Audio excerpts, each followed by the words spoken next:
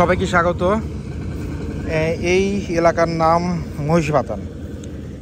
মহিষবাতানের ঐতিহ্য হচ্ছে মহিষের গাড়ি। এই মহিষের গাড়ি দ্বারা তাদের ফসলি জমি আবাদকৃত সেইগুলো তাদের বহন করে থাকে।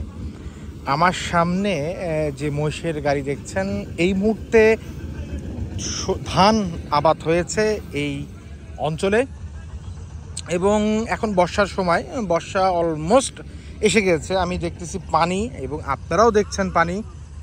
তো বর্ষার পর এই অঞ্চলের মানুষ মাছ মেরে খাবে জীবিকা তাগিদে।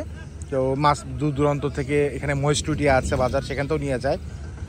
তো এখন হচ্ছে তাদের হুট করেই পানি আসার কারণেই তারা খুব তাড়াহুড়ো করে ফসলের জমি কেটে ঘরে নিচ্ছে। তো আমরা এই মুহূর্তে দেখতে পাচ্ছি যে একটি মহিষের গাড়ি অবস্থান করছে বাড়িতে নেওয়ার জন্য। যদি আমরা যাই মহিষের কাছে,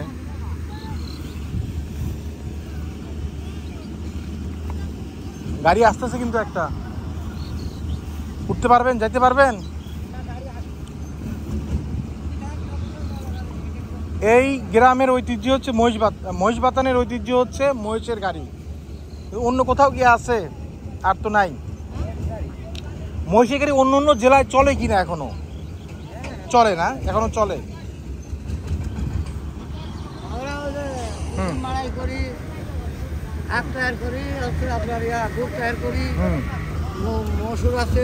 আপনারা কেমনে নিয়ে থাকেন এটা বলেন তো একটু, কেমনে, মানে এটা কতটুকু নিয়ে থাকেন?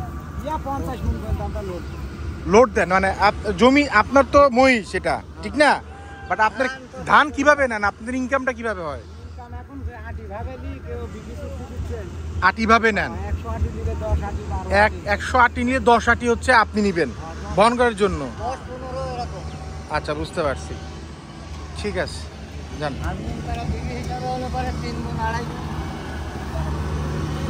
মহিষের গাড়ি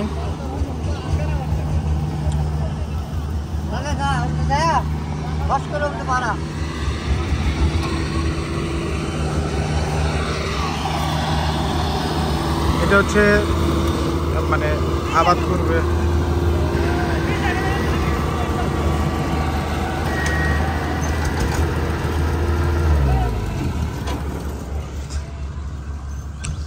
তো মহিষবাতানের মহিষ এভাবেই আসলে শুনলেন যে 100 আটি থেকে 10 আটি হচ্ছে নিয়ে থাকে ওরা, এভাবে পরিবহন তাদেরকে দিয়ে আসে।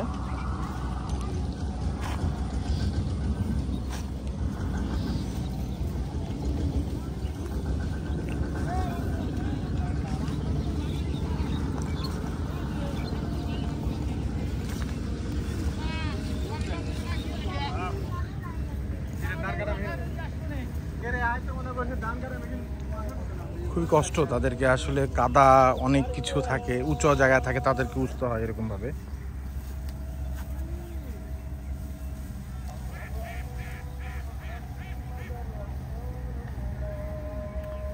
তো এই ছিল মহিষ নিয়ে একটি ভিডিও।